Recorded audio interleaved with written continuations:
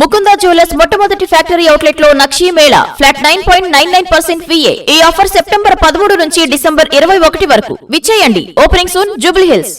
తెలుగు క్రీడాకారులు జాతీయ అంతర్జాతీయ క్రీడా పోటీల్లో అద్భుత ప్రతిభను కనబరుస్తున్నారని ఐటీ శాఖ ప్రత్యేక ప్రధాన కార్యదర్శి జయేష్ రంజన్ అన్నారు. ఒలింపిక్స్ లో తెలంగాణ సత్తా చాటేలా 16 క్రీడా విభాగాలకు చెందిన క్రీడాకారుల్ని ప్రోత్సహిస్తున్నామని వెల్లడించారు. హైదరాబాద్ పబ్లిక్ స్కూల్ వేదికగా జాతీయ విలువిద్య పోటీలు ఘనంగా జరుగుతున్నాయి. అన్ని రాష్ట్రాలు కేంద్రపాలిత ప్రాంతాలకు చెందిన ఆర్చరీ క్రీడాకారులు పోటీల్లో పాల్గొన్నారు. నేషనల్ ఆర్చరీ పోటీల కార్యక్రమంలో ముఖ్య అతిథిగా పాల్గొన్న ఆయన క్రీడాకారులతో మాట్లాడి ప్రభుత్వ పరంగా ప్రోత్సహిస్తామని వారికి చెప్పారు. ఇలాంటి క్రీడా పోటీలు తమ ప్రతిభను మెరుగుపరిచేందుకు ఉపయోగపడతాయని తెలుగు రాష్ట్రాలకు చెందిన క్రీడాకారులు వెల్లడించారు. ప్రాంతంలో మంచి ప్రతిభ కలిగిన ఆర్చర్స్ ఉన్నారు.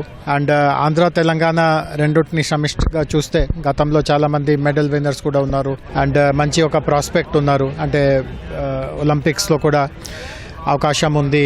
తర్వాత వేరే సందర్భంలో కూడా వారికి మంచి మన రాష్ట్రానికి మంచి పేరు సంపాదించుకోవడానికి మంచి అవకాశం ఉంది. సో ఒక మంచి world class Olympic class training academy ద్వారా ఇట్లాంటి మంచి అథ్లీట్స్కి మంచి హెల్ప్ చేస్తాము అట్లా అనుకుంటున్నాము. దేశవ్యాప్తంగా కొత్త ప్రతిభను వెలికితీయడం, గ్రామీణ గిరిజన ప్రాంతాల ఆర్చర్లను ముందుకు తేవడం, అందరికీ సమాన అవకాశాలను కల్పించడం, తెలంగాణ మన ప్రతిష్టను జాతీయ స్థాయికి తీసుకెళ్లడము, ఖచ్చితంగా 2028 లోపల ఒలింపిక్స్ లోపల మనం పతాకాన్ని సాధించడమే ఒక ధ్యేయంగా పెట్టుకొని ఈ టోర్నమెంట్ను నిర్వహించడం అనేది జరుగుతూ ఉంది.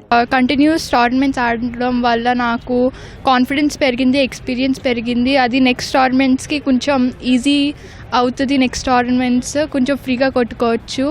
నా ఫ్యూచర్ గోల్ అయితే ఖచ్చితంగా ఇప్పుడు 2028లో ఒలింపిక్స్ ఇంట్రడ్యూస్ చేస్తున్నారు కాబట్టి కాంపౌండ్ దాంట్లో మెడల్ కొట్టాలని, వరల్డ్ రికార్డ్స్ బ్రేక్ చేయాలని నాకైతే ఒక గోల్ పెట్టుకున్నాను.